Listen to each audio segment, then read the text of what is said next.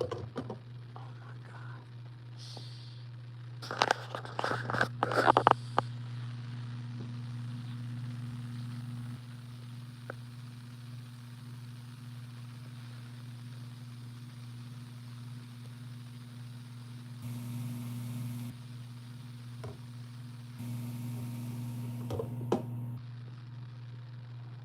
I got three orange vegetables in here. Can you name all three orange vegetables? I got three orange vegetables. Can you name all three? It's three orange vegetables. Carrots, sweet potatoes, stringy carrots. Mm-hmm. Three orange vegetables in one dish. And guess what? Y'all just heard that, right? That ding, ding. That was it. That was it. That was a sign that the meal is done. Done. Ding, ding, ding. Usually when you hear that beep will let you know that the meal is done. Beep, beep, beep, beep, beep. I can smell that garlic bread, garlic in it, just garlic, just aroma, just cooking. You know I ain't no vampire, 'cause I can eat garlic. Beep, beep. Come on in, beam in, beam in, beam in. Look, we even got dessert. We got dessert right here. Let me put this in. We got the dessert and the main dish. Indeed. Come on in, push that like button. Be my friend. For about 10 good minutes. That's all I need. That's what I be telling the girls. You be my friend for about 10 good minutes. That's it. After that, you ain't gonna like me. All right. So I went that way. I got it. I grabbed it. I know I did. Okay, here it go right here. Yes, the chef. The chef apron. The mitten. This is a chef mitten. Chef. I am the chef.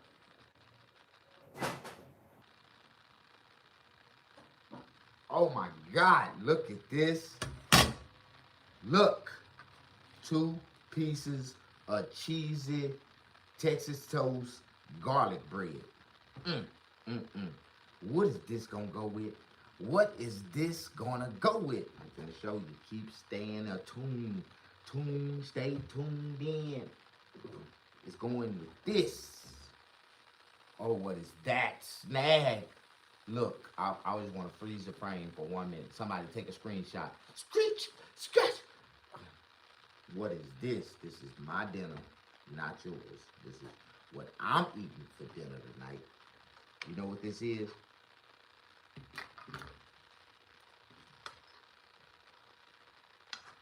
This is called Snags Asian Melody. Okay. Now I want y'all to see all the ingredients that's in this meal right here, because you can make this meal yourself.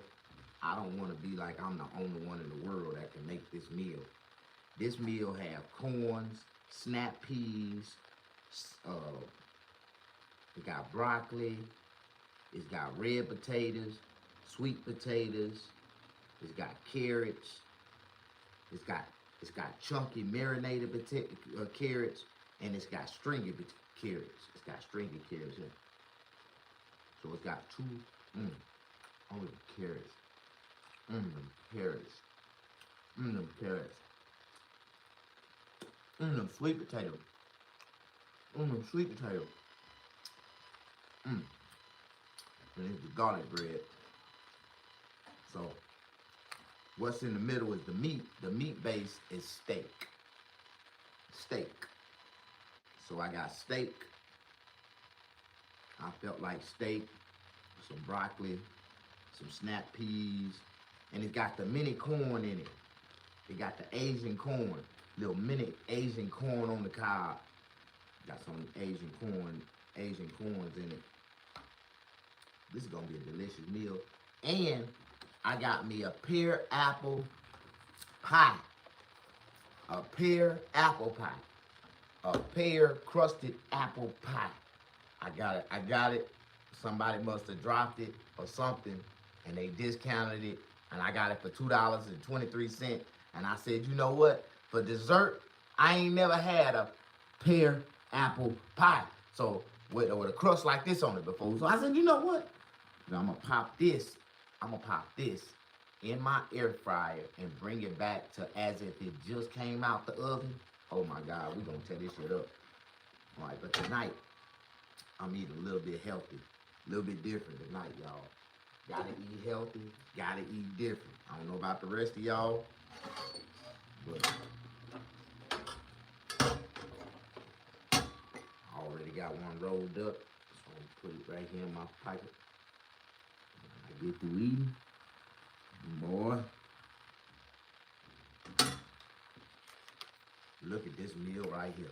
Now this is the type of meal you should be wanting to eat when you all to yourself and ain't nobody else around to help you smearinate it. Look at that. Look at that. Look at here. What else could have put with this? I was thinking more like, I didn't want to think too heavy. I wanted to put some rice under the bottom as a base, but then I thought about it. I got all these potatoes in it. I've been like, gotta be an overkill on the starch. That steak. Oh, that steak. In combination with the baked potatoes, with them sweet potatoes, and the ruby red. Push that like button. You don't like me? That's cool. You taste the brown sugar on it.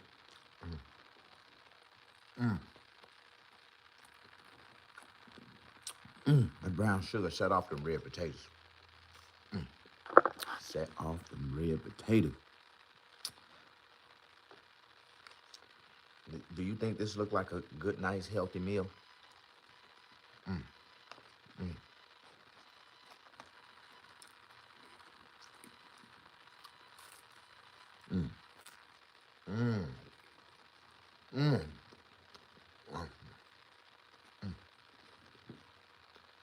Garlic cheese toast.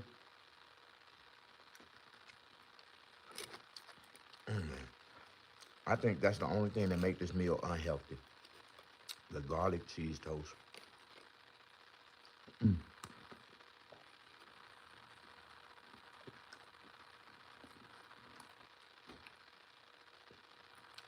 But I'll be lying if I say it didn't taste good.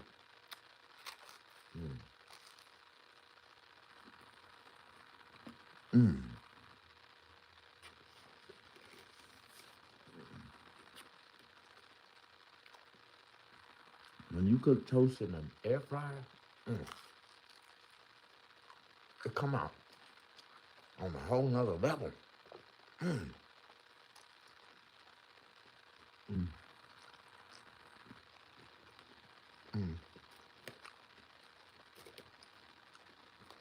Push the like button. This is a carrot, and I see the only way out.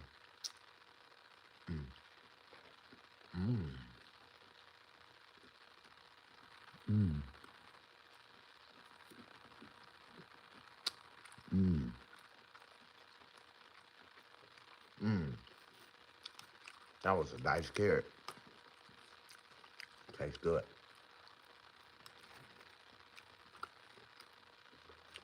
It's the combination of the sweet potatoes with the carrots that make it pop. I promise. And that broccoli.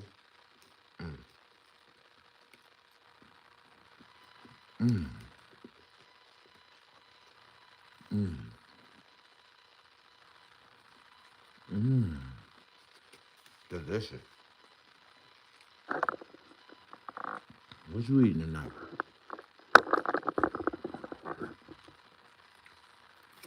Trump and Epstein is the main subject in everybody news feed. Will Trump release the Epstein file? Well, you know, everything he campaigned on, he done. So it's just a matter of time before we see it. Do me a favor, y'all. As y'all come in, double tap the screen. That's how you push the like button. Mm, mm, mm. Look at this garlic bread. Cheese toast.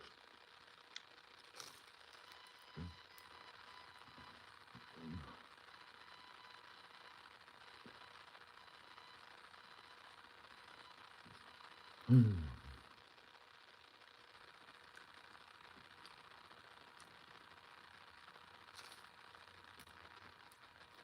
mm,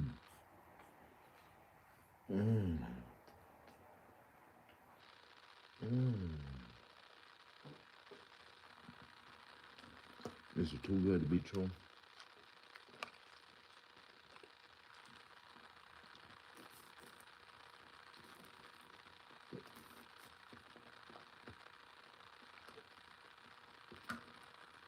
Mm, mm, mm.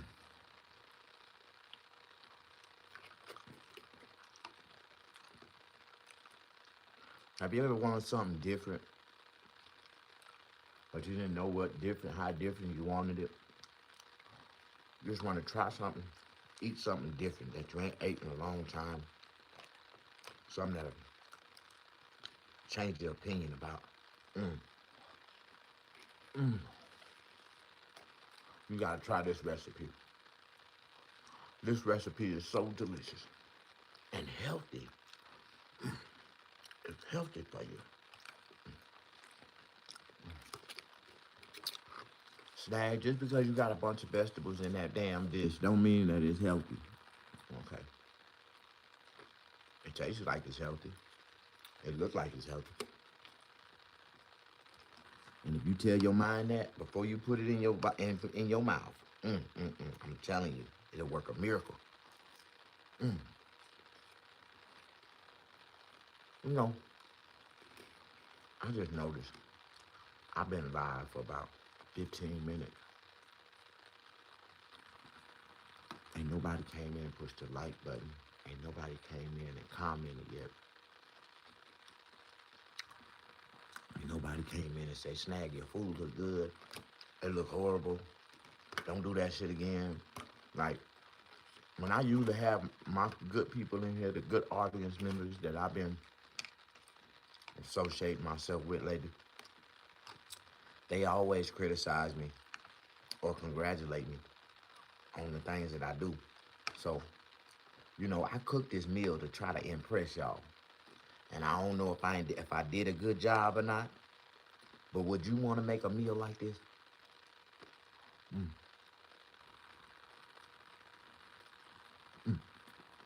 mm. Oh my God. I know this is a healthy meal. I know this is a good meal for my body because my body is like, it's sending me all kind of signals that, mm, mm. Yeah, this right here hitting, man. This right here hitting. Mm, mm, mm, mm. Ain't nobody double tap the screen yet. Ain't nobody showed me no love. Ain't nobody asked no questions. Ain't nobody told me if they think the meal look good. Mm. The steak, potatoes, red potatoes, sweet potatoes,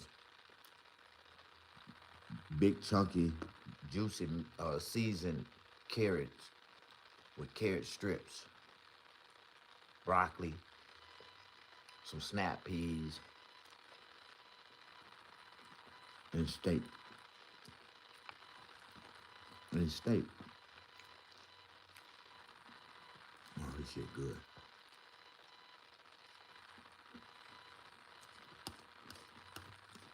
You have to throw all this together yourself. And it's gonna cost you about $30. But if you can afford it without, if you can buy ingredients without thinking about the price, this was not cheap. Eating healthy is not cheap.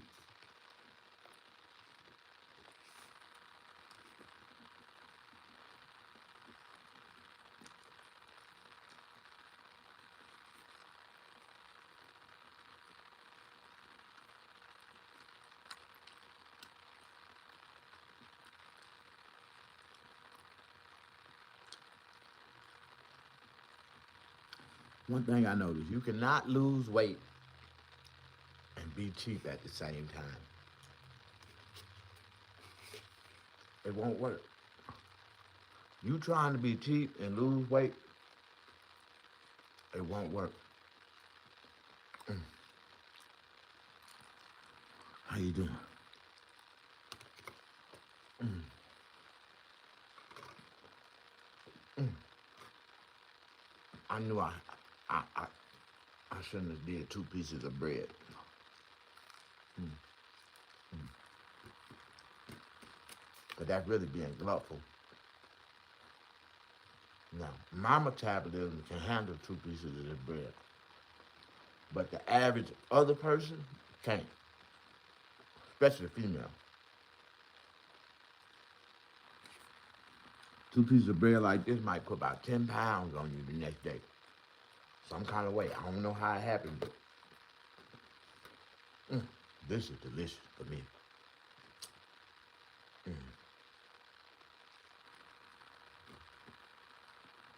Even though this bread is rough as hell, like naturally rough, I cooked it to first and to perfection to be soft, rough and soft, but softly rough, softly roughly or roughly soft, something like that. You know what I mean? Do me a favor, double tap that screen, show me some love. If one person do it, it's gonna inspire other people to do it. Start the movement, start the trend. Just double tap the screen, show me some love. Let me see a like.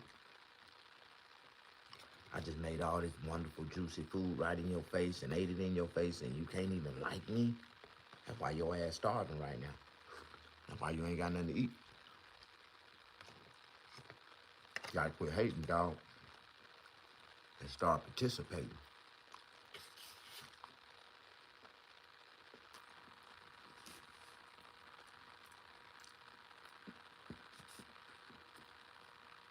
I can't get nobody to double tap the screen and show me no love. Every time I look up in that little corner right there above my eyebrow, and I see that zero, it just make me mad. Mm, damn. Man, I'm trying to get the last little bit off this damn plate. This shit is good. Mm, mm.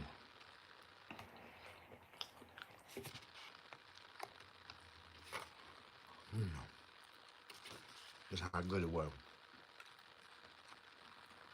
It was so good. I ate everything but what was not good for me.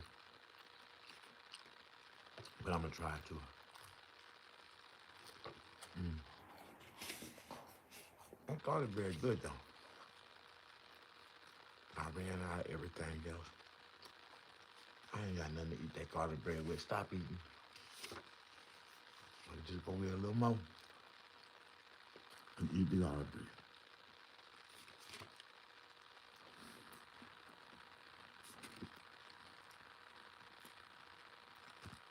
Come on in, show me some love.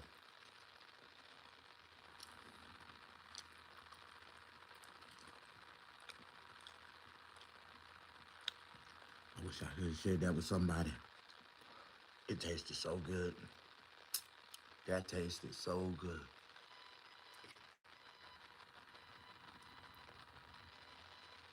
Mm.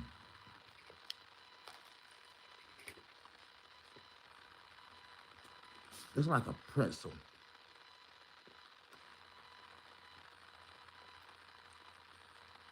The edges is like a pretzel.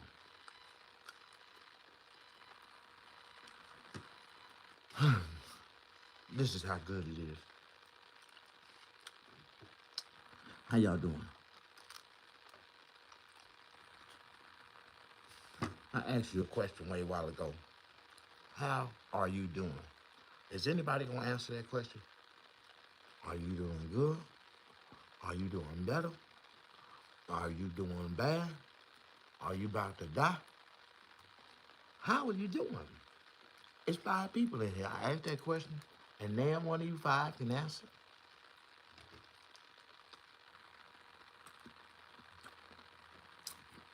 Tell you how I'm doing. I'm bored as hell. I'm lonely. I'm sexually depressed. I'm fucked up right now.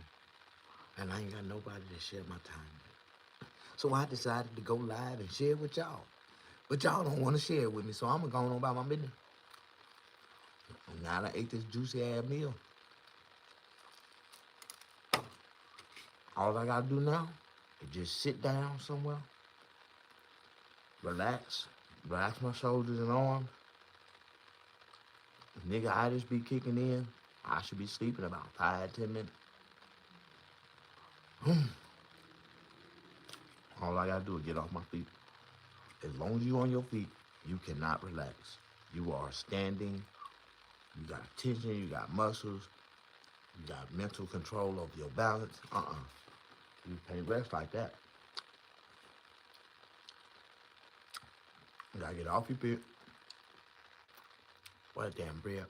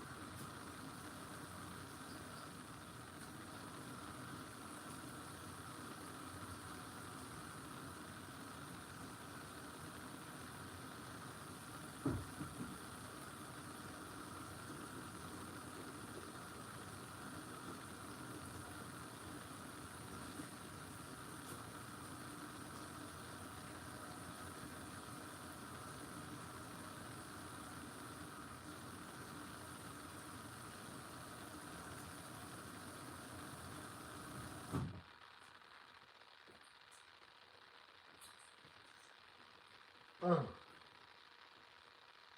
Somebody said, what about your pear, your peach, your apple pie? Your peach, I got a pear and apple pie. Juicy pears and apple crisp baked together under a golden, sugary crumble crust. Mm. Only at Walmart. You can find some shit like this on sale for $2.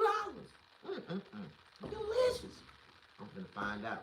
I don't know yet. I'm finna find out. I just got to eating all that. The nigga-itis is kicking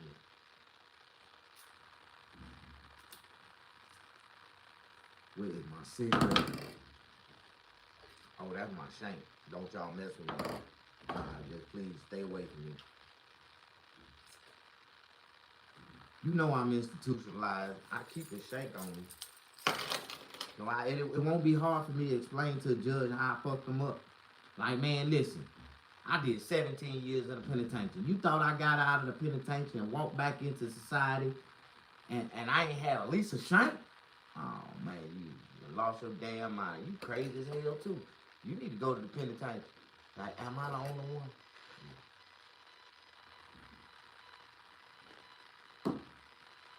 If I'm the only one. How y'all doing, man? Ain't nobody doing?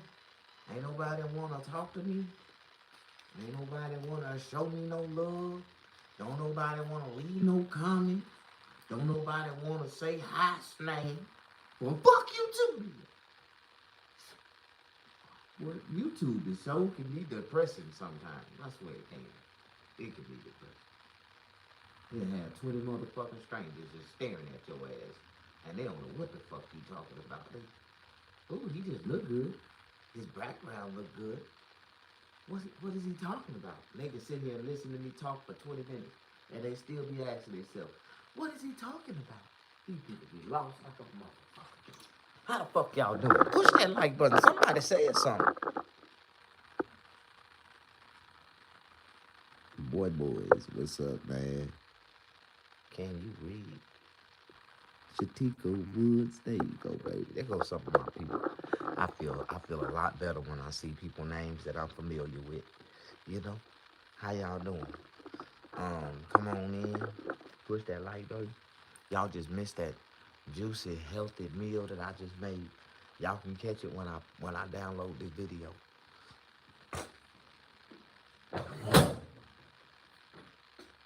Woo! That was it, y'all.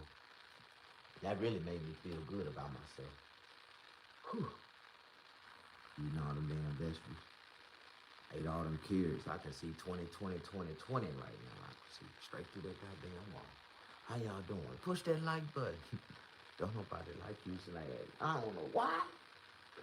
I'm actually a nice person. I'm not that bad of a person. I'm actually kind of nice.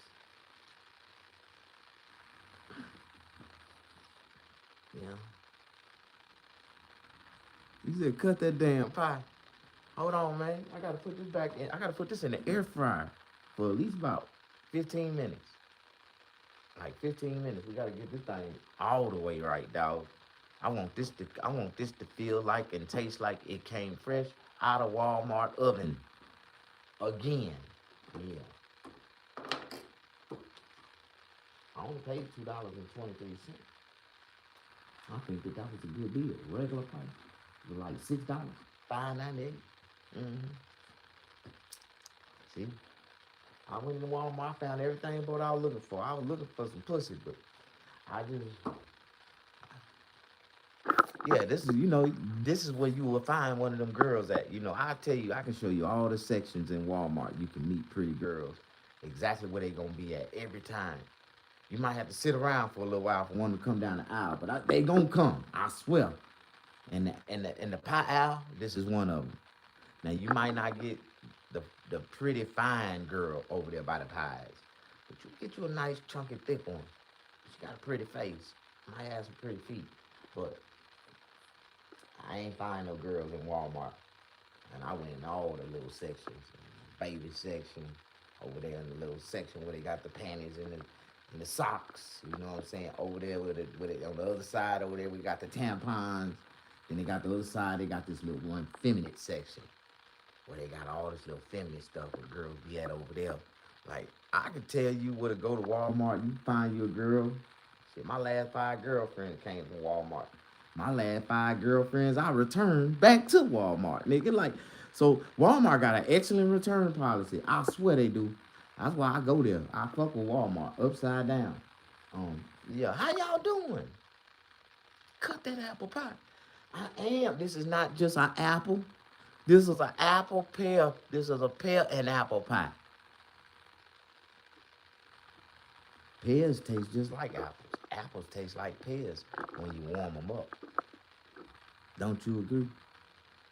Big boy. Yeah, yeah. Boy, please. Yeah, somebody, please. Help me help myself be a better person inside of the body that I am. That's all I can. I can't ask for nothing more, nothing less. Help me. Thank you. Push that like button. If you don't know how to do the like button, do me a favor. Take 2 of your fingers like this and lick them. And tap the screen. Tap the screen just like that. And it ought to work. You ought to see the likes, the little heart come up at the bottom or some shit like that. I don't know how this shit work. I do not know how to work nothing on the internet or cell phone or anything that's got anything to do with them type of two fields of operation. You said it worked. Thank you, baby. Thank you. Show me some love. Some people didn't even know. Motherfuckers be lost when you say, push the like button. I don't see no like button. And that's okay. I'm going to help them. Let me break it down on 3rd grade level.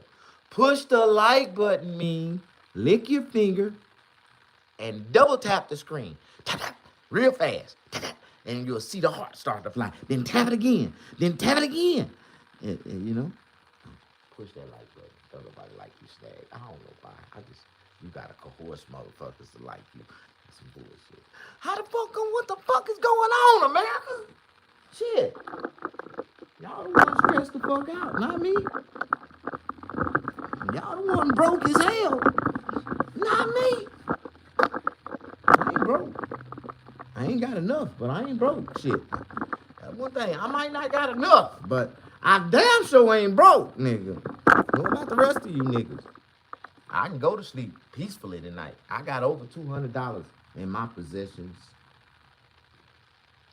And if you got less than $200 in your possessions, I advise you, brother, please don't take your broke ass to sleep.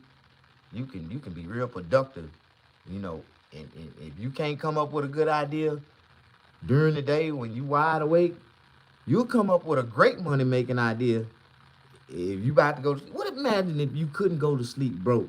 You had to have a guaranteed plan for the next day to go to sleep. Or you had to come in with some money you made that day. Now that'd be kind of hard for a lot of people, huh?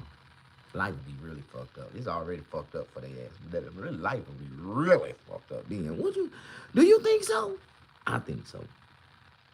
Somebody said they think that this is a green screen. You tell your mama to go buy this green screen for me and put all that shit. Take her time and program that green screen, that program, that computer chip to put all this stuff in the background. The red and yellow flows, the black and white and red and yellow white fucking walls and the signs and the mirrors and the lights and the ceilings. You go and you decorative, what they call it when you interior design, decoratively motherfucking design this shit on a computer, nigga, and think that this shit right here is behind a green screen. Bitch, ain't nothing, even AI couldn't even come up with no shit like this. Nigga, this is the back of my mind, nigga. I'm higher and I'm more fucking higher than intelligence. Fuck you mean? Fuck you mean?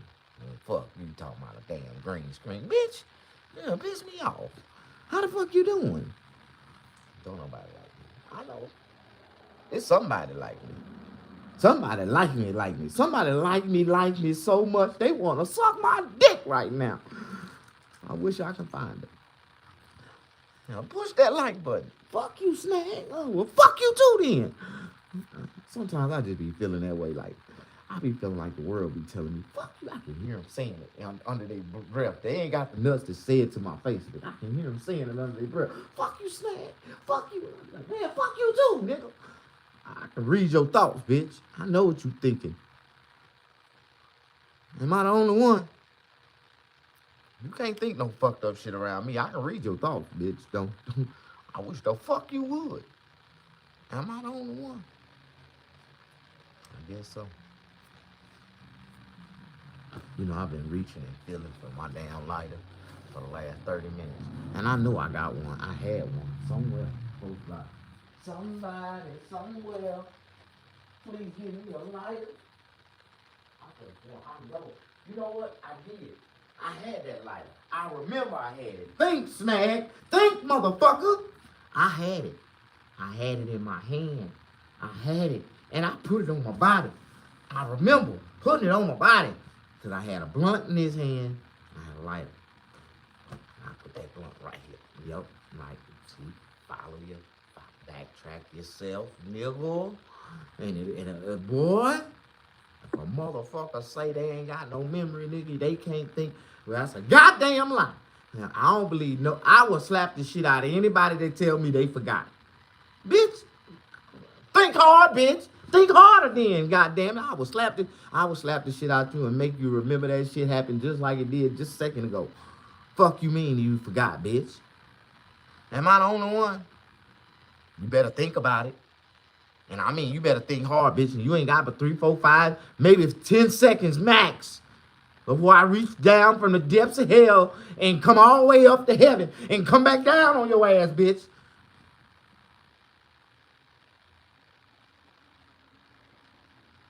Have anybody ever slapped you like that? Like for real. Nigga reached all the way down from hell, nigga, came all the way up to heaven and just came down and rained down on your way. What? God damn it. That's the way God slap motherfuckers. I swear he do. That nigga go all the way from hell, come up to heaven, and come down on their ass. Oh, bam! I told your bitch ass. Oh, I'm sorry, Father. And God done slapped the shit out of me like that in life about 5 or 6 times. I don't know about the rest of y'all niggas. At least it felt like it. Shit. God damn. Am I the only one? I guess not. Whew. Bitch, I wish you would. This is my shop. I smoke cigarettes wherever the fuck I want to. I pay $3,000 a month for this shit. Fuck you mean? You smoking in your business? Yeah, it's my business, bitch. Listen to the sentence that came out your mouth. Fuck you, what the fuck you nosy motherfucking Karen, bitch. Am I the only one? I can't stand motherfuckers. Stay in your own business. Like, stay in your own lane. What you see in mine, bitch, don't comment on it. Unless you see something happening that I need to help and save me some money. Like, don't let that fall, Slag. What? Am I the only one? I know I'm very entertaining. I just ain't got nobody to entertain like that. I'm crazy as hell. You know one thing about me, I'm crazy. But that's a good sign. That's a sign to all the ladies. That nigga got some good dick. Cause they say them crazy niggas got good dick. I do. That's all I do got. That's all I'm good for. Well, my dick ain't no good no more. I swear that it'll come to life if you really experience.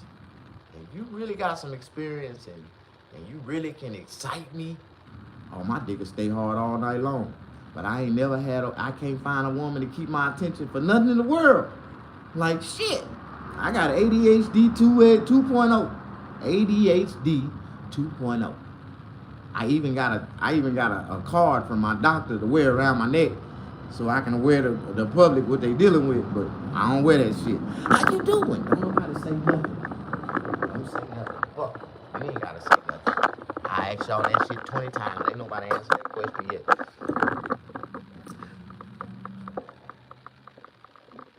Did you ever? Hold on, my eyes playing tricks on. Don't. Let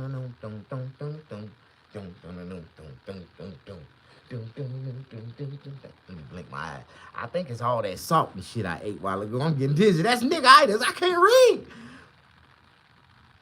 Did you ever fight that man next door? Hell no. That nigga didn't want none. He don't want none. I see his ass every day, and I walk right by him. I get real close to him. Sometimes the other day I rubbed up against his ass just to see. Motherfucker. I wish he would. Hell no, he ain't want none. Nigga seen the wrath that was about to get on his ass. He did not want none. Asking him, do he want some? He gonna tell you, no. I'm sorry. No. I thought I wanted something. I thought I was fucking with a weak nigga. But when I realized that nigga crazy as hell, no. No, I don't want none. That nigga do not want none. Thank you. I'm all right. That's one thing I do not. I'm from the White Folk Project. Nigga, do you know who I am? I'm from the White Folk Project. And I'm really from the White Folk Project. Like, the White Folk Project. It was a White Folk Project that I was raised in. And guess what? I'm really a White Folk Project. Like, they took me out of the outer cities and put me in the inner cities so they can monitor me, right? And that was kind of fucked up because they really couldn't monitor me because every night I would sneak out and I go break into a whole bunch of shit, come back, and they be like, who the fuck? I remember my first criminal adventures. I was called the shit bandit. Yeah, that's what I was, the shit bandit. And that's exactly what I did. I would break in people's houses, steal all their shit, and I would shit on their couch right before I left out the door. Well, I'm going to tell y'all something. What made me walk away or retire from shit banditing? I had to walk away from shit banditing because that shit got me fucked up. I had broke into this white lady house and I got everything I wanted and put it by the front door in a garbage bag. And I went to bend over to shit on her couch. And that old lady was standing there with a Saturday night special, and she bow, and she shot me in my ass. Oh God! And I took off running. I grabbed the bag though. When I jumped up, I took off running. I grabbed that bag and shot out the door. I'm running down the street, ass leaking, blood everywhere. Like, for real, that actually happened to me. And the police followed the blood trail all the way back to my grandma's house, right down the street, around the corner, through the bushes, and through the window. They followed the blood trail. My dumb ass, I'm in that motherfucker laying down. I'm breathing. The police don't come. Then all of a sudden, I seen the police lights by my back window. I'm like, oh, what the fuck? The police got my house surrounded. Like, for real. I did not know they followed the blood trail all the way back to my window. I did not know, my dumb ass. But I was the shit bandit. And they had me in the newspaper as the shit bandit. The shit bandit got caught ass butt naked, red-handed.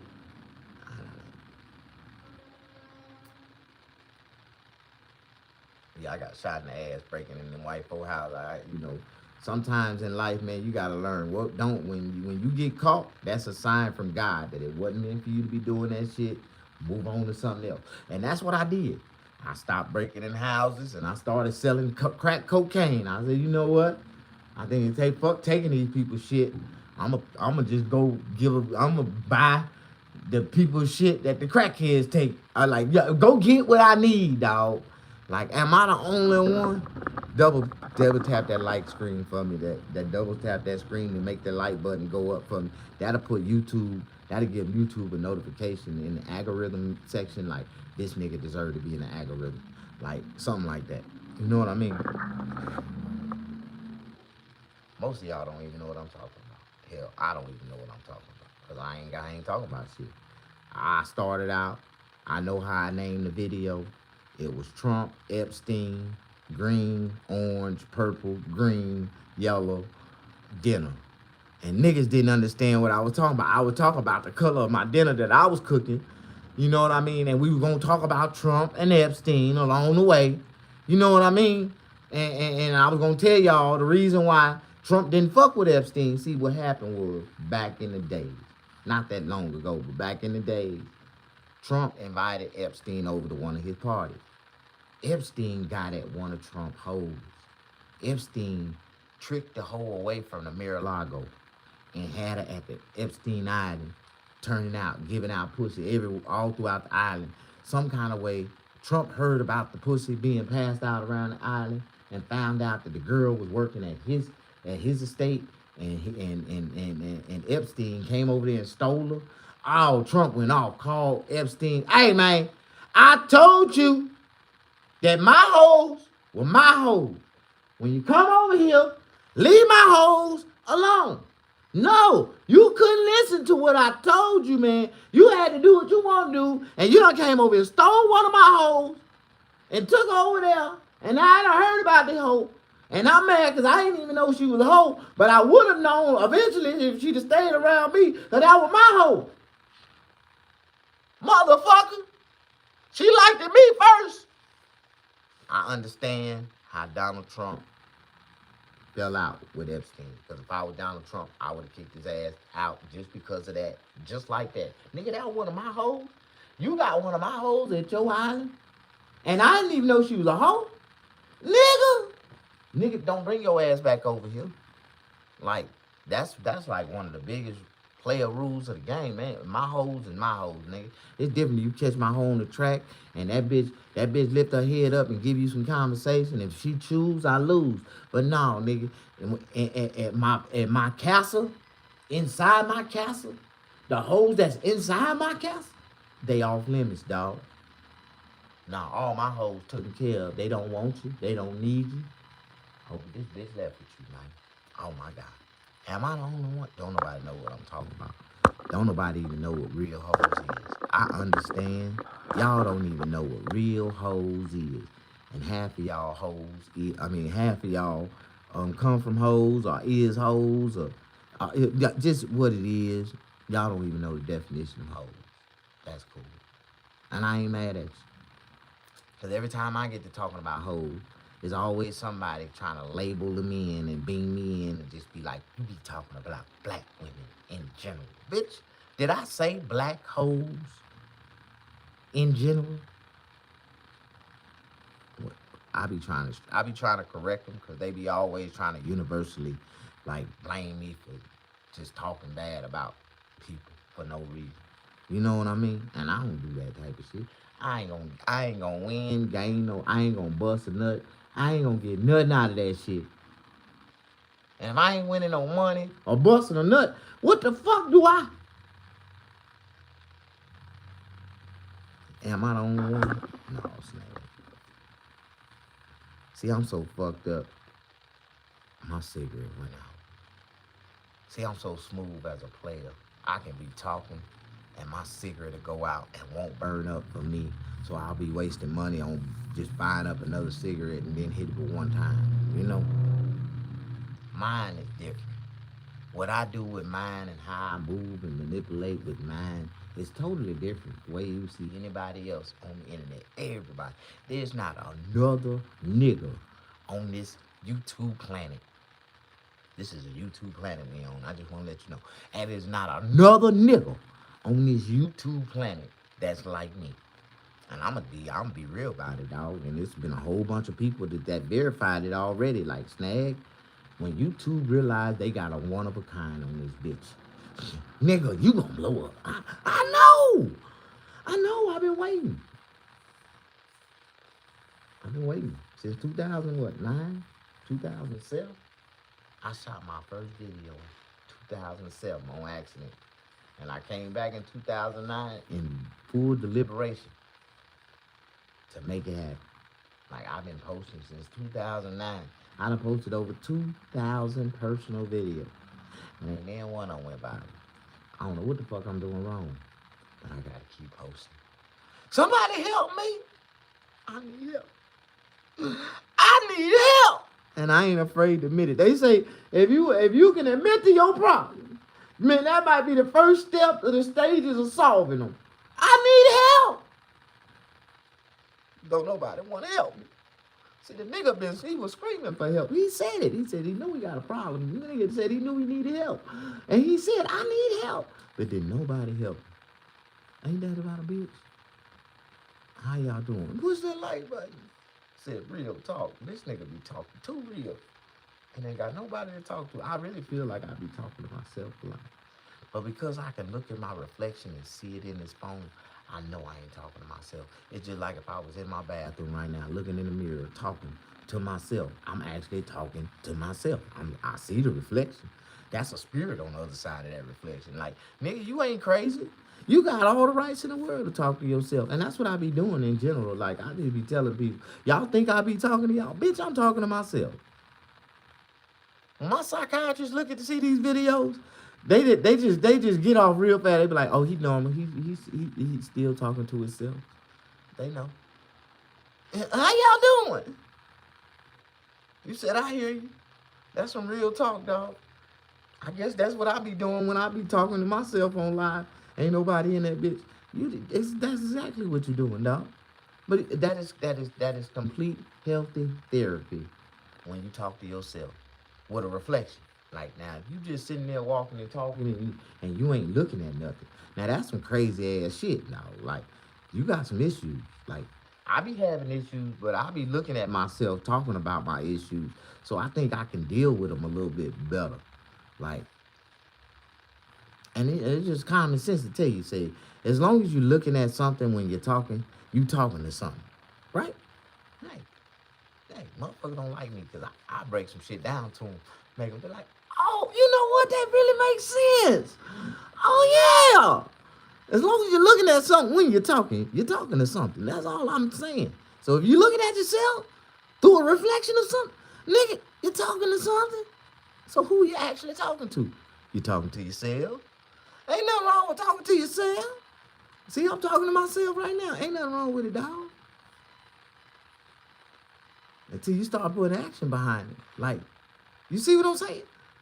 Like, it'd be a big difference if I said, oh, man, you know what? I feel like jacking myself off. You know what, dog? How about I jack my? That'd be a good idea. You jack yourself off. Now, if I start taking my dick out, I start jacking off in front of y'all. Now, see that right there? Would be a bad. That'd be bad action. See. You see how crazy can get crazier? See, I ain't thinking like that, dog. I'm just thinking in general sense. Until you start answering yourself, that's when shit get wild, dog. You know what I'm talking about? You can sit here and talk about shooting a motherfucker all day long. But when you take that action, you know what I'm talking about?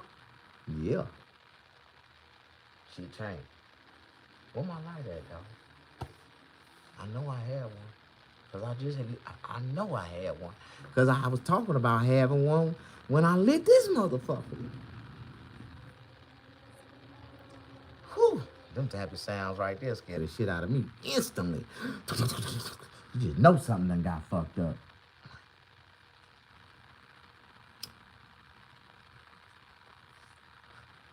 Well, it's one of those nights, y'all. One of these nights when I gotta really thug it out and survive. And I thought about it. I really fucked up. Because I was supposed to go buy, it's time for me to go buy me some gas, some propane gas. I got 10, I got 2 containers that hold 10 gallons of propane.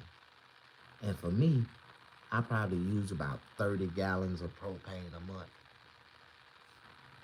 Take about a gallon a night, a half a gallon. No, so if it's a half a gallon, not about 15 gallons I go through in a month to stay warm during the winter. I manually stay warm. I just realized that, for the value of it, it is cheaper for me to manually stay warm than for me to just pay the bill and just let the bill run and call myself warming up when I feel like, no, fuck that. I manually warm up. So I buy my gas in the winter. I just learned how to cheaper just save it to buy the gas. Like, am I the only one?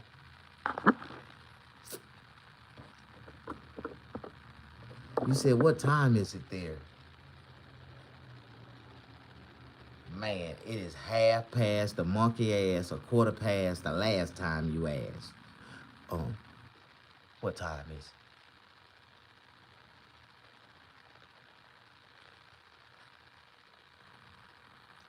What time is it? I just told you what time it was. It is half past the last time you...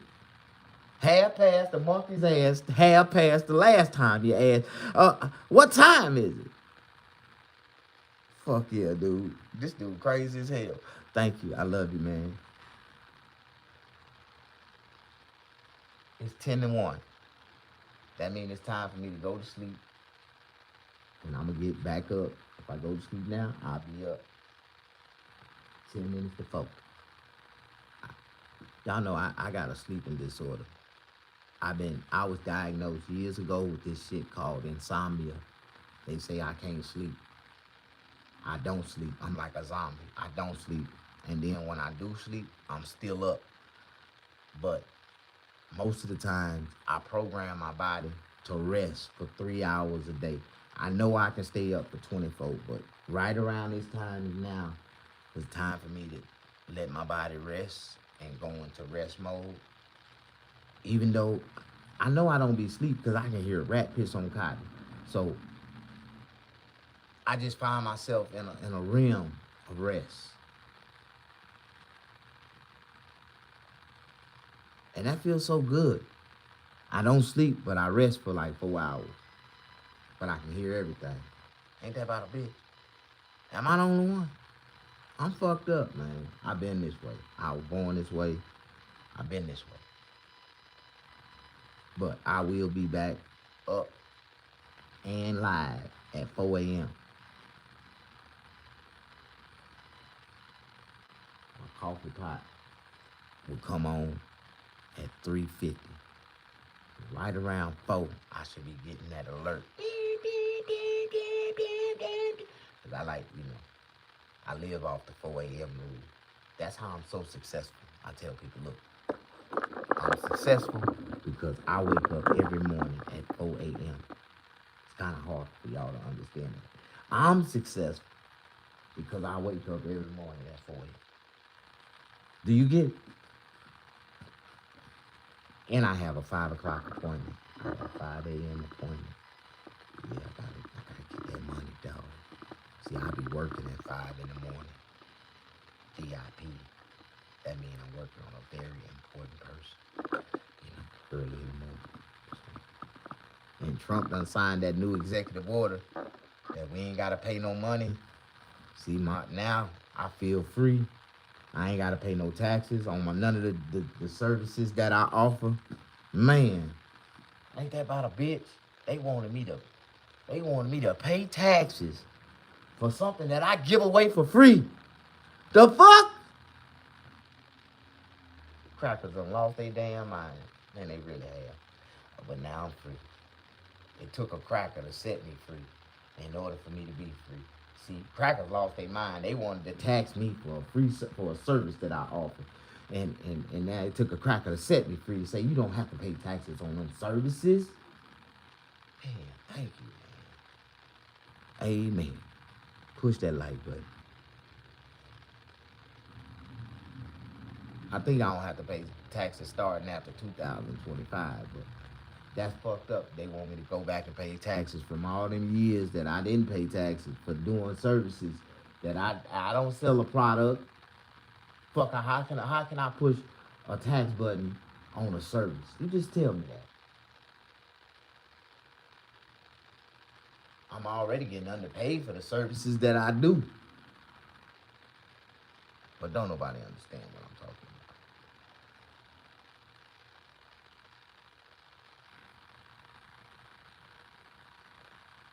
No, I don't have to worry about this shit, man, because I don't pay none of that shit. I don't believe in none of that shit. Y'all believe in that shit? Pay it. Pay mine too while you at it.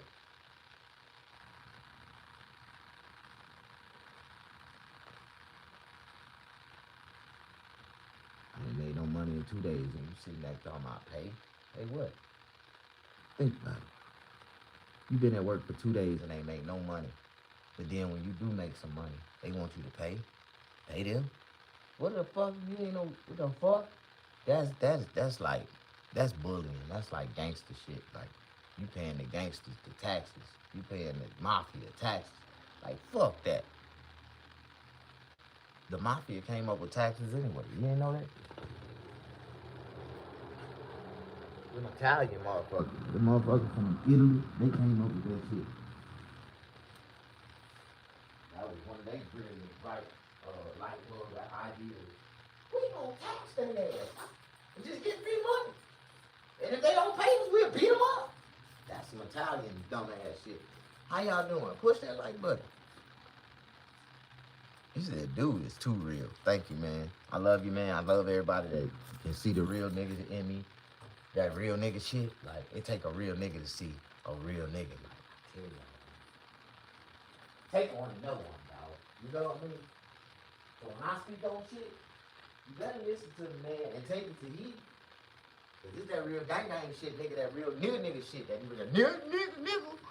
See? I own everything I own. I own my home. I own my life. I own my freedom. I own everything I own. On my own. Everything I show you right now, I own. Not that much, but I own it. Outright. I paid cash for it. The best way to live in life. Cash is king. And if you don't believe it, nigga, that means you ain't never had none before. I understand, broke ass nigga. I can't stand broke people, man. But me and broke people, we always get into it, man. Over the same shit, the argument. You know, the argument that I have. If you a child of God, you shouldn't be broke. And you ain't gonna be broke. And ain't no such thing as a broke child of God. I ain't never met a broke child of God. Yeah. God, God take care of his children. God print money, make money. Why would he let his children go without? I just don't understand.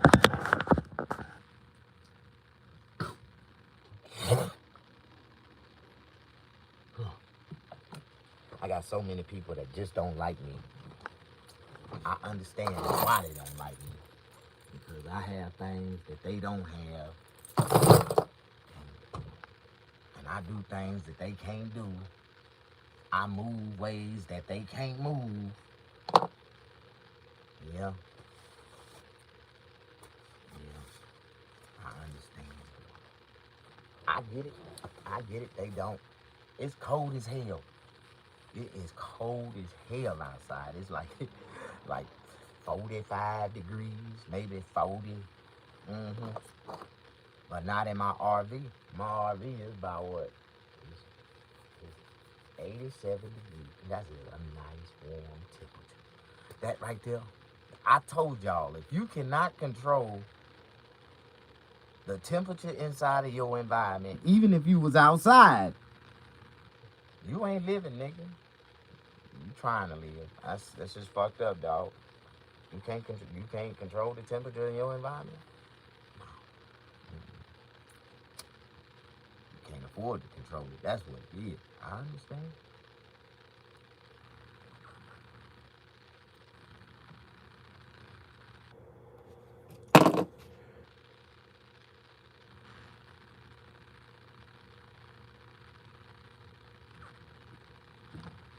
Boy, this Obama Kush right here is not to be played with.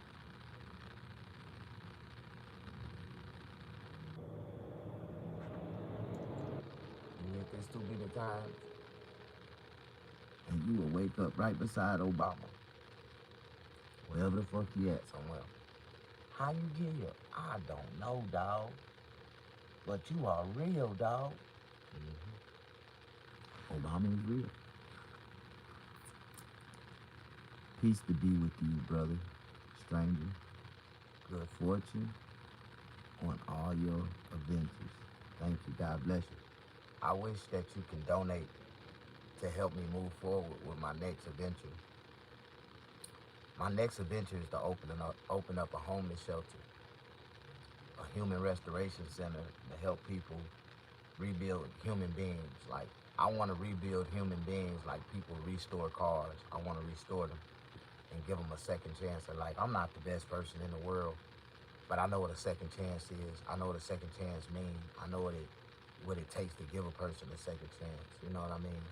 Just to give a person a fighting chance. Like, fuck that. Fuck a second chance.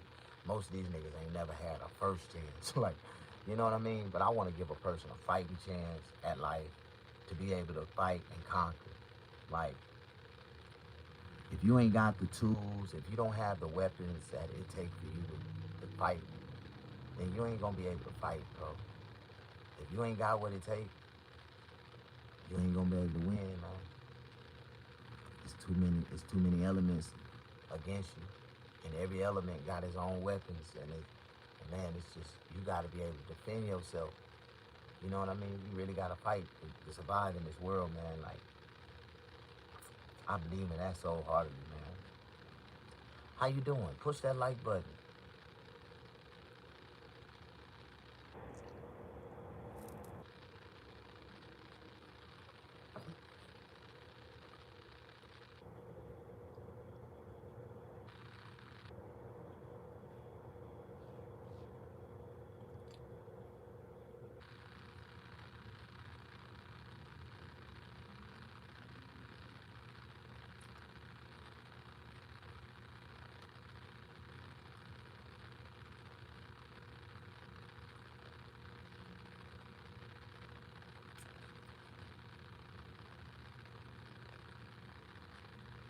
I just ate a meal that was so delicious. I'm still thinking about it. Man. And it was outside the box. It was like something I haven't ate before. Like, I ate it before, but I never ate all those combinations combined together in one together. It was good. Them sweet potatoes and baby red potatoes. Oh my God, those potatoes. With that brown sugar, salt and pepper, butter. Oh my God. Them snap green beans, them snap peas. Oh man, snap peas. Them carrots, the bell peppers and onions. Oh my.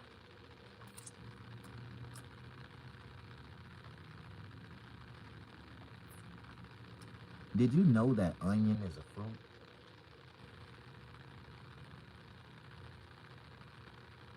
Well, I like onions. I can eat onions plain by themselves.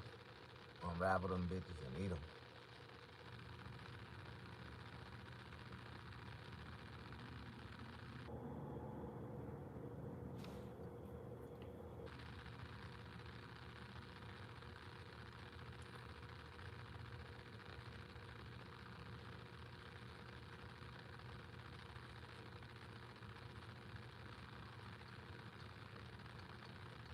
I guess I'll go to sleep watching the first 48. That's my, one of my favorite shows. First 48,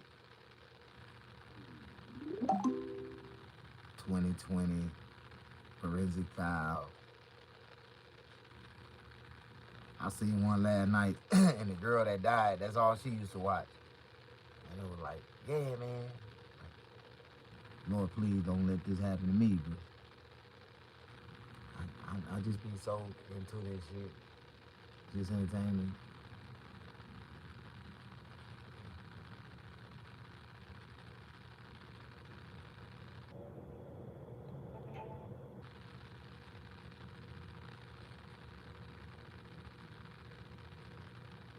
This is the one I want to see, the Demon in Disgust. This motherfucker, 3 hours. And all new 2020 starts right now. Family secrets are spilling out. I need my daddy. A teenager with a strange demeanor. She's clutching a teddy bear. How can she be actually 18 years of age? And an even stranger story about her missing mother. I didn't know Bonnie was gonna go missing. Something happened to her. She didn't just disappear on her own free will. So you knew something was really wrong? Pretty much. Has she ever disappeared before? No. Whoever has my sister, please let her go. Maybe somebody saw her somewhere at a bus station, at a train station, in a cab, at the mall. Nathan, you've agreed to walk us through a few areas. We're running out of time. He said, at times I feel like I have the devil living inside me. Turns out Bonnie wasn't the only missing person in that household.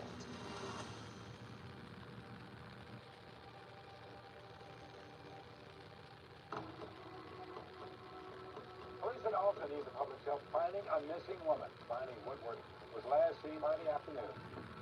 It's a missing persons case that will confound an Illinois community. Flooding seasoned investigators with no shortage of witnesses. And constantly trying to get rid of, These interviews happening in this room right here, focusing on one person, one mother of four, whose sudden and perplexing disappearance sets off alarm bells. It all started at the end of a day's shift, one afternoon in June.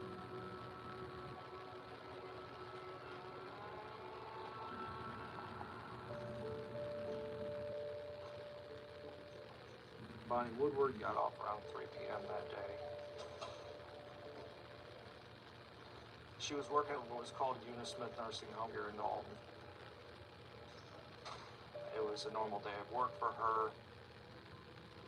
47 years old, worked at the nursing home for over 25 years, I believe, and just a woman who was reliable. Being a nurse's aide that's a lot of caregiving.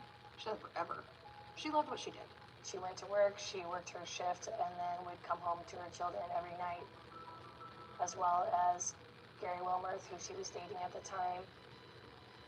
Gary knew that she had some sort of staff meeting after work from 2 to 3, so he really wasn't expecting her home until 3:34.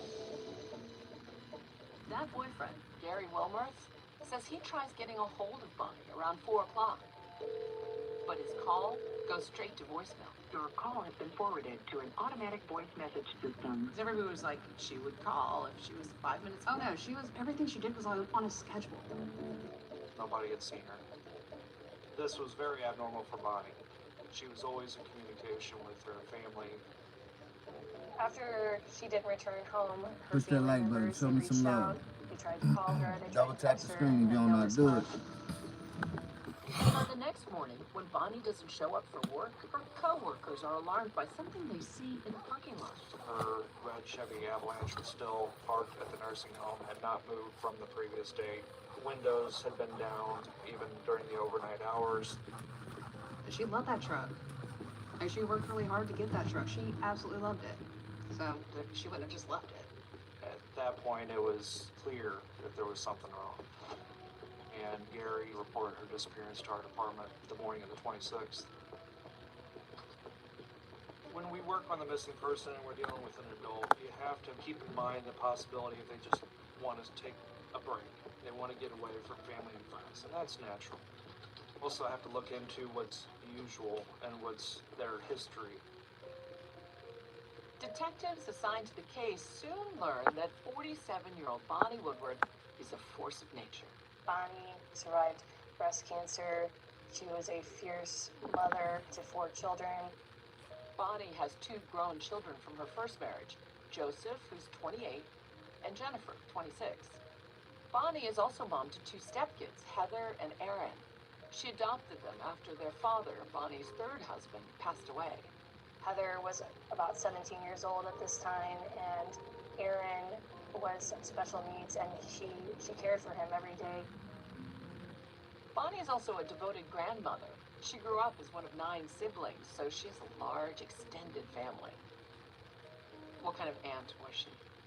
She was the aunt that took a second to actually listen to you if something was going on. And she had a big personality. Oh, yeah, no, huge personality. Very loving. Her house is where a lot of the cousins all congregated. She had this little case in her living room, and she'd have little figurines and random stuff that had dolphins on it. None of it made sense to me, but she loved them. So she was the social hub. Kind of, yeah. She kind of liked having everybody around. So you knew something was really wrong. Pretty much. With the clock ticking, the Alton detectives start their missing person investigation where you'd expect, at the last place she was reportedly seen. This is where Bonnie worked. Yes, this Unismith nursing home. And she was a very consistent employee. Yes, didn't miss any work at all, and certainly wouldn't miss without calling in. And so, where was her car parked? It was in the spots here. And the windows were rolled down?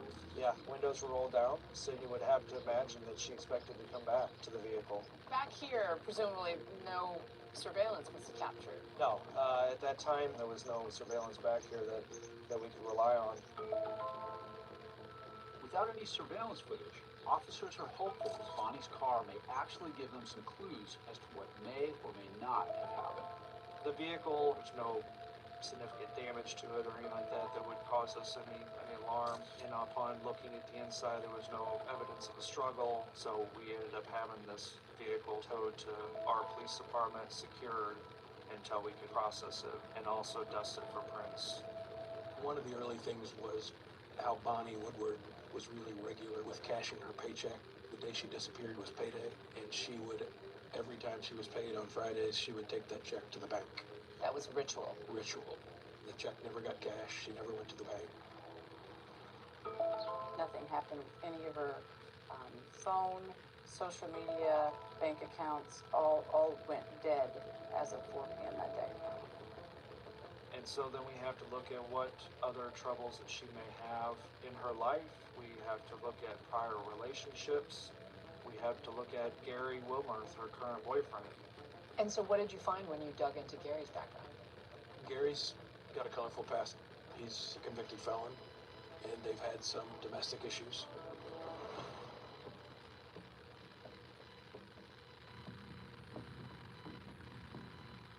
And just for the record, sir, what is your name, your full name? Gary, Gary, Wilmer, Wilmurth. Bonnie was the love of my life, and she was a good-hearted woman, and I mean, she put up with me, and I mean, that wasn't easy. When Gary's talking to police, he tells them that they've been an on and off couple for about 7 years. Everything good over the past 10 months between you two? ever any arguments or No, fights or little, domestics? little money problem, you know, because construction's slow. Right. But we've been working it out. I I mean, I'm not a good boy. I mean, I've had a record myself in the past. I paid my time. And Bonnie knew that. Bonnie still loved me. She didn't care what I did in my past. And these cops sure did. Have you heard anything from her at all? Nothing. Nothing. Nothing. Bonnie's daughter, Jennifer, alibied him at home. And Gary was waiting for her to get home. She said they were both there the whole day together. And ultimately, he did end up doing a polygraph examination and passed it. But as investigators start talking to Bonnie's co-workers, they learn she was last seen getting into a strange car with an unknown man. I guess I had never seen the man before. The police wondered, could Bonnie be having an affair? Or was it something worse? Nothing is out of the realm of possibility. How did she know this person? I mean, Mom had to have known the person she got into the car with.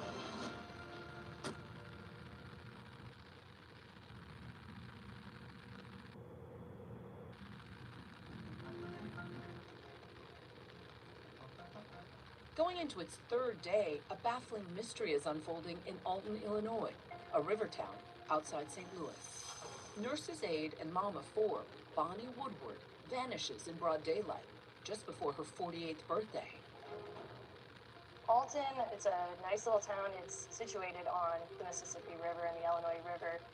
It has a vibrant downtown, a lot of history, and it's a great place to live and work. So, with no sign of Bonnie anywhere, her family goes to the media, her older brother tearfully pleading with the public. I want my sister. Somebody please call us and let us know what's going on. We don't know nothing. Nobody wanted this case solved more than her siblings. Whoever has my sister, please let her go. Bonnie's sister, Rebecca, and her niece, Rachel, don't hesitate to join in on the efforts, making the 700-mile drive to Alton from their home in Louisiana. Why were you concerned enough to get in the car and start driving? Well, because she wouldn't just knock them home. I just remember having a stack of flyers and going around and putting them on every telephone pole that I could. The police naturally talked to the people that had last seen Bonnie. Can I get your last name? Aubrey, B-A-U-S, I know why. Wanda Bosley was one of the co-workers that worked with Bonnie at the Eunice Smith nursing home. We have to find out how Bonnie was during the day. Was she acting inappropriate? Was she, upset about anything? Okay. And so you went into this meeting, she was in the meeting, you got out around 3 o'clock, and what happened then? So, well, at first, like, in the meeting, I just want to say, Bonnie's, when she talks, she's loud, and she seemed different to me. She was quiet, and her voice was more mellow like mine now, and I remember thinking, man, Bonnie seems a little different today. After that staff meeting, Wanda says she headed to the back parking lot to get into her car. Out of the corner of her eye, she spots Bonnie. And she's not alone. She was standing, like, say if this is the back of her truck, the guy was standing here. And I was looking, and Bonnie had walked up the side of her truck to the driver's door. And the guy was just standing there. I didn't see anything strange, but it kind of seemed strange because I guess I had never seen the man before. Can you describe the guy for me? He was a white male. He looked like he wasn't very tall, maybe 5'8", 5'9" or so. He was like a medium-sized guy. His hair was a salt and pepper, more grayer than black. Turns out, Wanda is not the only coworker to have witnessed this strange sighting. Multiple people report to police seeing this mystery man sitting in a gray or silver sedan similar to a Chevy Malibu, waiting for Bonnie to get out of her staff meeting. So the gray Chevy Malibu was directly to the right of her vehicle. Plenty of people saw him. Yeah, after the meeting, people would see her interacting with him outside both vehicles, and ultimately got into the car with him. She did get into the car willingly. It did not appear that she was forced or anything like that. Police in Alton need the public's help finding a missing woman, 48-year-old Bonnie Woodward. The information regarding the person that people had seen on that parking lot was crucial. She reportedly was seen talking to someone inside a gray or silver Chevy Malibu. So talking to the family and friends, did anybody like a past relationship match the description? And you don't know anybody off the top of your head who would have a silver Malibu? Her ex-boyfriend, Chester McAdams. Chester's dad has a 2009 Impala. If you put an Impala and the Malibu side by side, there's just a little bit of difference. It'd be hard to tell the difference. That's true. Who does this guy sound like to you? Chester McAdams, that's the only guy I can figure out that fits the description it's Chester. I mean, I don't like to pinpoint a guy out, but Chester fits every description. And like the silver Impala. His dad has a silver Impala. Do you know that for sure? Yeah, because he used to date my mom. Chester McAdams piques the detective's interest not only because he dated Bonnie for a year, but he also has an extensive criminal record. Bonnie started to see him, and then I showed back up in the picture and ran him off. Me and Bonnie's been together probably 7 or more years. We parted about a little over 2 years, and that's when she got with that Chester guy. And You and Chester ever have words? oh, big time. Big time hate each other? Oh, I mean, Fist fights? I ran into him in the bar. He was mad because me and Bonnie got back together.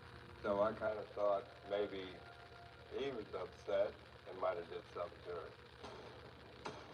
And sir, for the record, I just need your last name. McAdam. Capital M, small c, capital A-D-A-M-S. And your first, sir? Chester. With Chester, it was a very rocky relationship that Bonnie had with him. We'd break up, she'd kick me out, and I'd be gone for a week or so, and then I'd be moved back in. I've been down that road. Okay, so then, then it would be 2 or 3 months, and then I'd be kicked out again, and then back and forth. And then about 2 months before Gary got out, she kicked me out, and then next thing I know, Gary's living there. The family largely was saying, hey, you guys need to look at Chester McAdams. When we found Chester McAdams, he's got a beard, he's got a ponytail. Chester clearly doesn't match the description of the man co-workers saw days earlier in the parking lot with Bonnie. But what about that tip from Bonnie's daughter Jennifer, who said Chester's father drives a silver Chevy Impala? Detectives want to talk it over with father and son. Do you ever drive his truck or Impala or anything like that? Do you ever allow him to borrow it for any reason? No. I would never ask my dad to borrow his vehicle. He'd say Well, no. I know I'd say no right off the bat, so, Right. Don't even bother asking. Don't even bother asking. Well, I mean, we're investigating this missing person. Right. It could be more than missing. I mean, we could have a big problem. Yes, And yes. it could be nothing. Right, It could be nothing. right. I mean, I hope it's nothing. Chester McAdams was willing and cooperative with us, ultimately did not have direct access to a vehicle that was like that, and also we checked in with his employer and they confirmed that he was at work, so that was a dead end for us. The family of a missing Alton woman is now offering a $5,000 reward to anyone who can find her. You have crime in this area, but you don't have missing adults too often. We have people that run away, but they're always found. But this one, she just fell off the face of the earth. We need to find my sister. We're running out of time. Everybody knows the first 3 days is critical. With both Gary and Bonnie's ex cleared, detectives are hitting walls left and right. But they're about to be floored by some information that reveals a disturbing coincidence in the Woodward family. Turns out Bonnie wasn't the only missing person in that household. Correct. I need my daddy.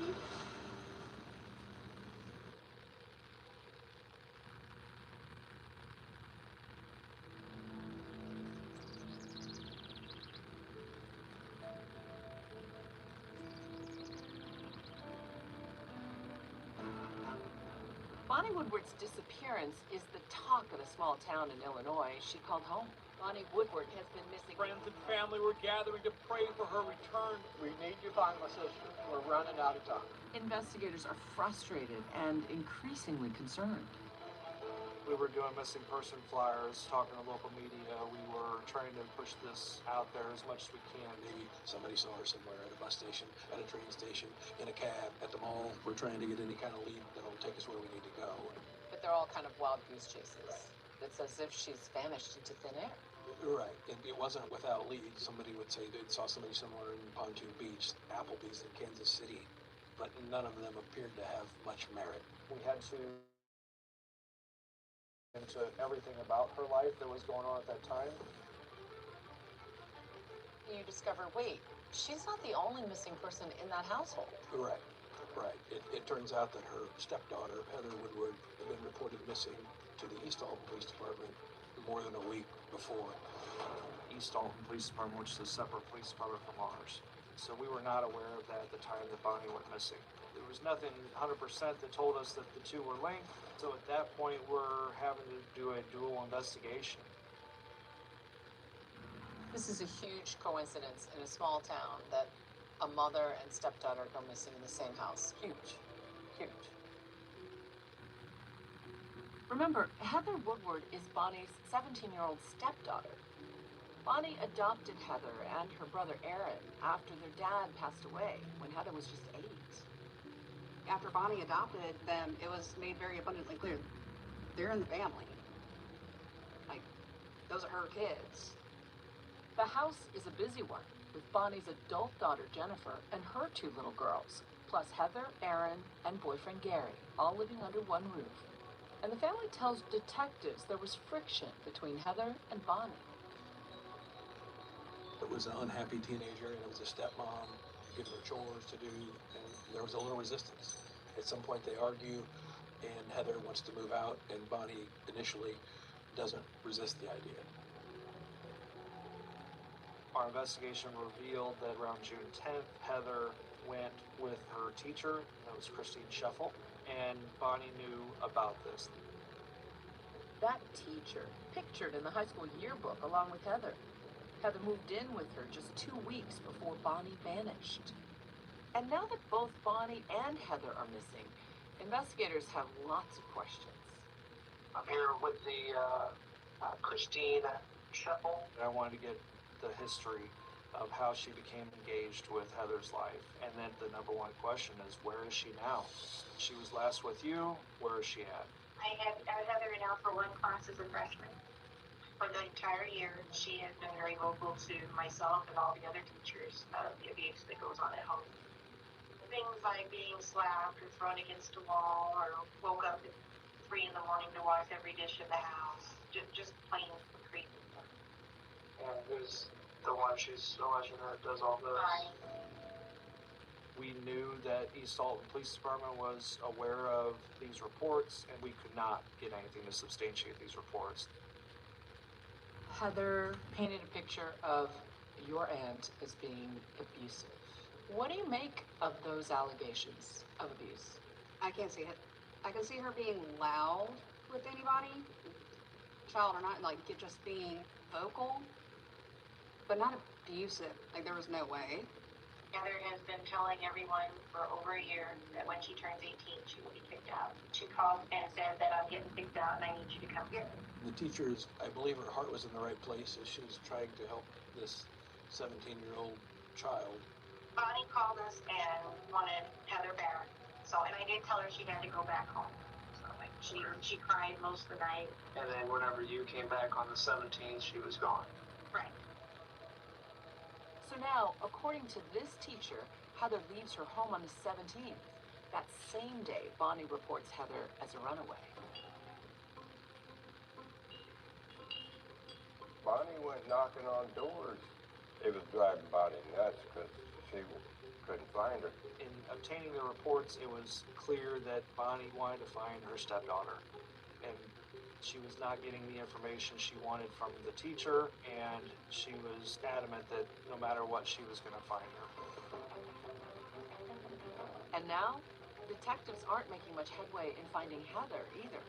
The teacher who Heather had been living with says she has no idea where Heather might have gone. There was nothing that we could really prove that she knew where Heather was, but clearly I'm still skeptical. Are they telling the whole truth? She never called you back once to say, hey, I'm okay, or don't worry about me, or anything like that. No. With her lack of intent on trying to find Heather, and if she was that much of a mentor to her, why wasn't she more concerned about Heather's whereabouts if she didn't know? To us, it seems odd. Are you concerned about her welfare? It's odd that she hasn't called you, is what I'm a little concerned. I believe that she's with somebody. I mean, I don't think that she's out by herself, but I think she just doesn't. She doesn't want to make sure I don't get in trouble, or I mean, she's a smart kid. Heather's teacher's interview only raises more questions for investigators. Are these disappearances linked? And if so, how? As investigators, you're fairly convinced that she might have had something to do with the disappearance, or at the very least, know something. We think the two events have to be linked somewhat. Two missing persons from the same house, one a juvenile and one adult, like, you almost have to believe they're related. Like, it's really naive to think they're not. After almost a week and no sign of Bonnie, her family's anguish turns pointed, lashing out at that mystery man from the parking lot. You let my sister go, and I'll come and get her. I want my sister. I felt like Heather had the answers that we needed. We believe she was the key to finding Bonnie. And that's when police get a game-changing phone call from a nearby library. I had heard it over the police scanners. It was very strange. It seems someone showed up there with a teddy bear and a story to tell. He was still there.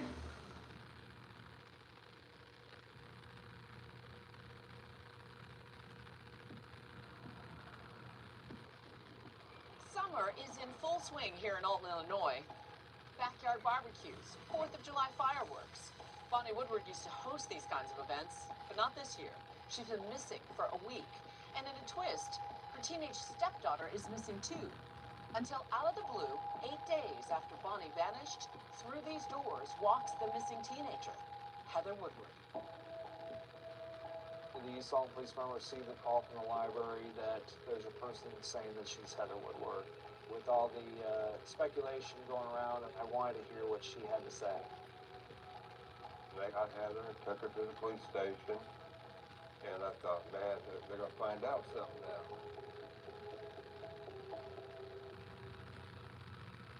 And would you state your name, please? Heather Woodward. Your birthday, Heather? Today.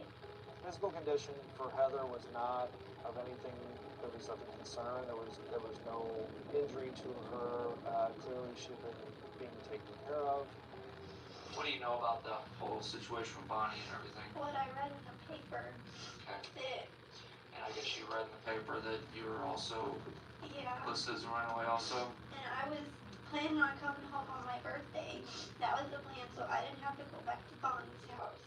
I was taken back that how can she be actually 18 years of age? Like these big, small, claustrophobic rooms. I mean, what is Daddy? But she's clutching a teddy bear. Yes. July 3rd is her 18th birthday, so she's a bona fide adult in the state of Illinois, but she talks more like a, well, I don't want to be insulting, but like a grade school student or a junior high student. I'm tired. I'm ready for my nap. Need my books. The books. Books. She showed up at a library. What did you think? That it was absolute. What do you mean by that? Like, why are you showing up at a library? Who brought you? Where did you come from? Where have you been? Something doesn't smell right. Pretty much. What made the decision that you would go to the library? Why not to the police department or something? Because I always go to the library. I walk there all the time, and I wasn't comfortable walking to the police station. Do you think you're in any trouble?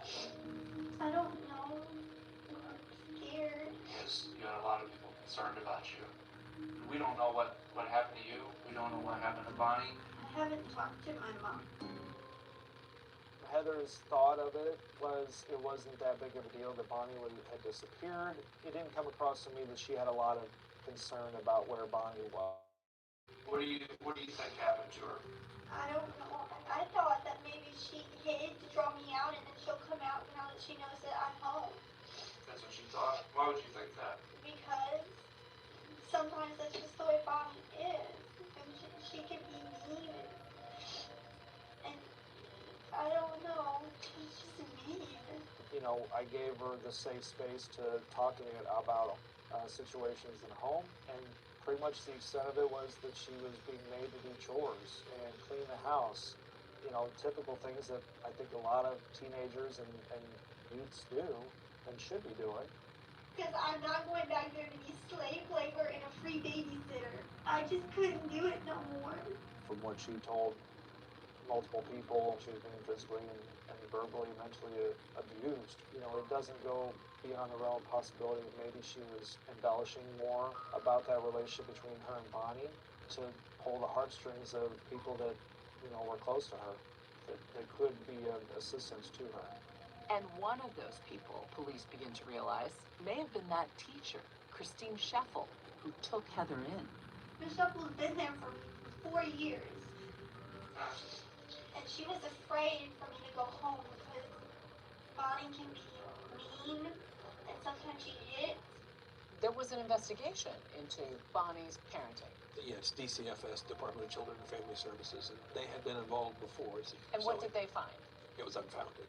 There's no evidence of significant abuse. Do you think Heather was manipulating adults into thinking that her stepmother was evil? I don't know if she was intentionally manipulating adults, but that was definitely what happened. One thing's clear to investigators. Heather was in someone else's care in the 2 weeks after she left that teacher's house, during that critical time when Bonnie went missing. So now, of course, detectives are curious. Who was she with? And why is Heather protecting them? And then I went to stay at a friend's house. Okay, and who was that? Just a friend. Don't want to get him in trouble. So, just a friend. They helped me. And they knew the situation, so. Well, you know I have to ask who it is. She was very resistant to talk at all about where she had been or what she's been doing and who with.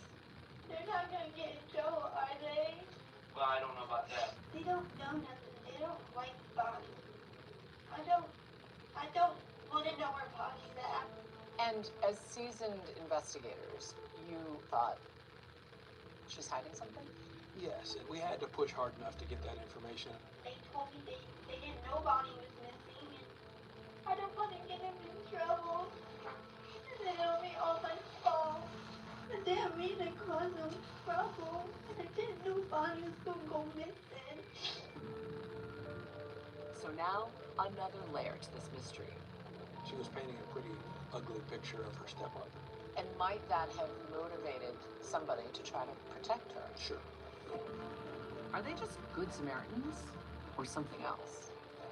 There's maybe more to this than just taking care of Heather.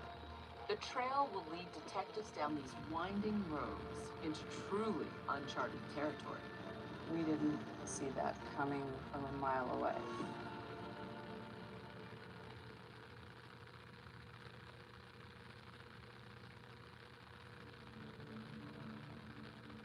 Bonnie Woodward disappeared in Alton June 25th at about 3 in the afternoon after getting off work.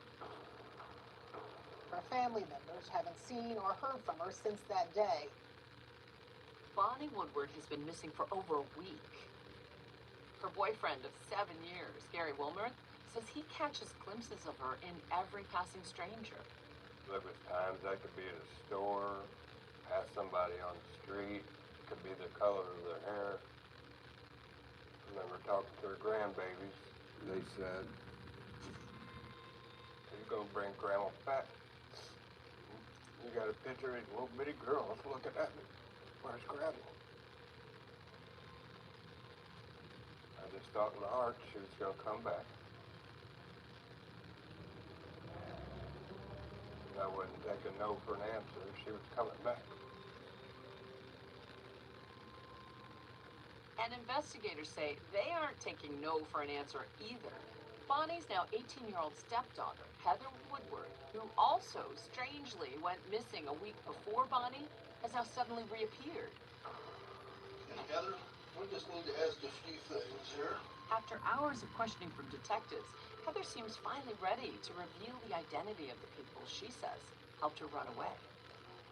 They're not gonna get in trouble, are they? I don't know about that, but I want to at least know where you been. I want to make make sure that you're safe? I stayed with some people from the church. Do they have any kids your age? Nathan. Nathan's my best friend. Okay. So is Nathan Carroll's family? Okay. The police department had learned that she had been at the Carroll house. Heather had told Roger Carroll and Monica Carroll that she had run away from home because Bonnie was mean to her, and that she had gone to the Carroll house to hide from Bonnie until she turned 18. Both Monica and Roger were in the medical field, and their son Nathan was typical 16-year-old high school student. There was no criminal history on record for them, no police involvement, no arrests or anything like that. The Carrolls go to the same church in Wood River, so the Carrolls get to know Heather, I think, on church-related activities. And one of those church activities they went to, a graduation party for Heather and other seniors, just 2 weeks before Bonnie went missing. We obviously had to explore the avenue of, are they involved with Bonnie? I think the police were like, well, they had, Heather at the house, then what else do they know?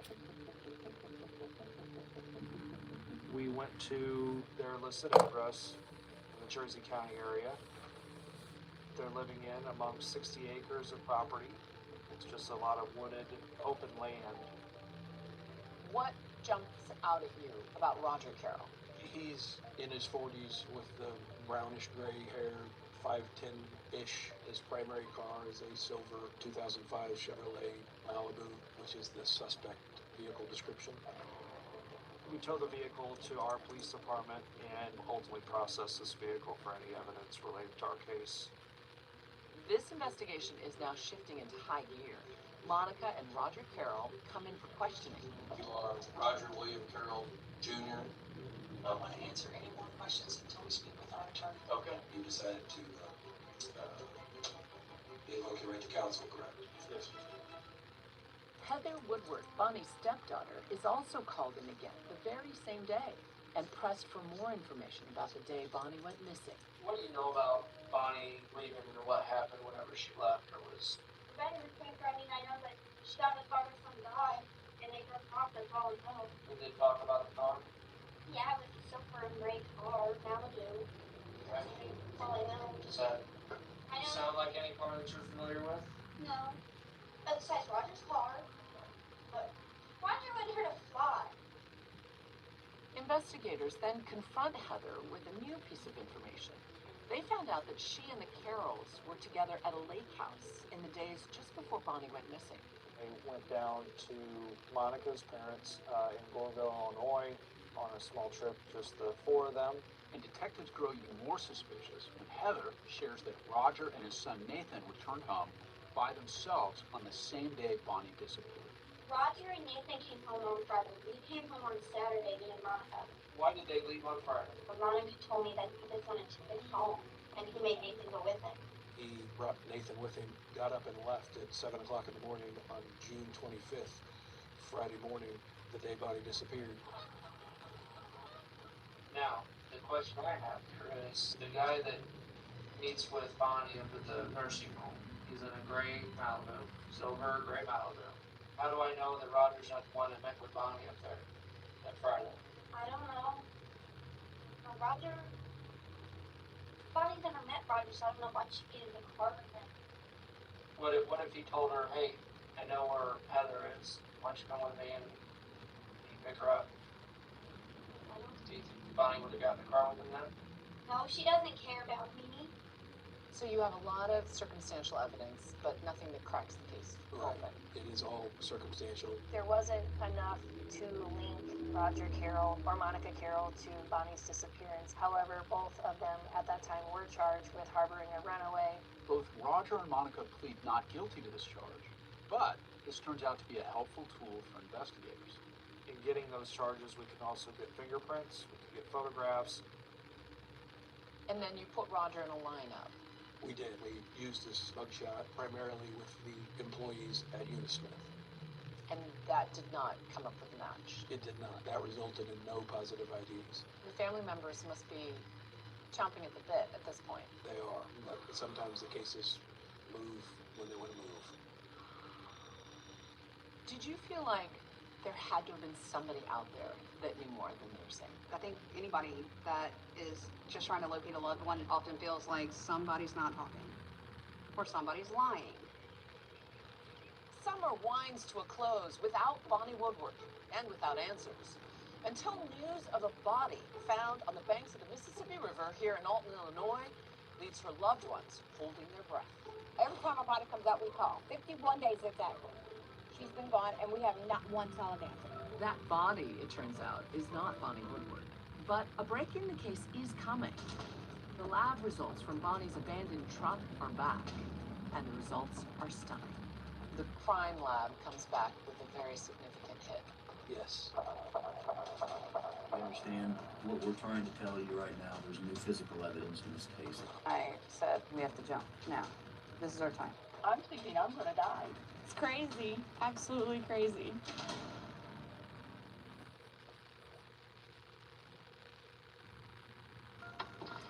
Okay, we are recording. I said, stop it. Just stop doing this. Let me go. Just let me go. I'll do anything you want me to do. Just let me go. Tonight, a third woman in danger who broke the bizarre mystery Bonnie Woodward disappeared in Alton. of a missing mother. But that means it caused them trouble. And I didn't know Bonnie was gonna go missing. Who's been hiding daughter Heather? And could Bonnie have ended up in the same place? Family members must be chomping at the bit at this point. It was a needle in a haystack. We had 60 acres of property. We didn't know where to look, what to look for.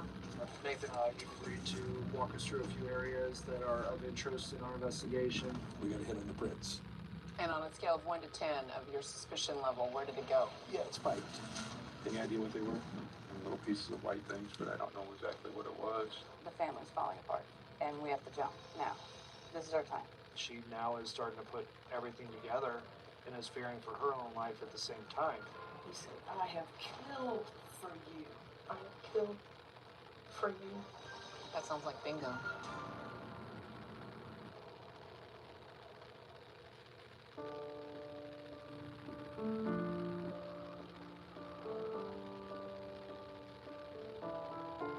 Summer has turned to fall in Alton, Illinois. 48-year-old mom and nurse's aide Bonnie Woodward hasn't been seen in over 3